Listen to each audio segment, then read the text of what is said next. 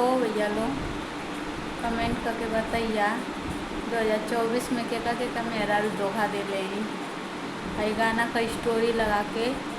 देवर जब खूबसूरत बा भतारी के का जरूरत बा। हाँ, अब 2025 चलत ह, 2025 में बताइया के मेहरारू अभी गाना गावती।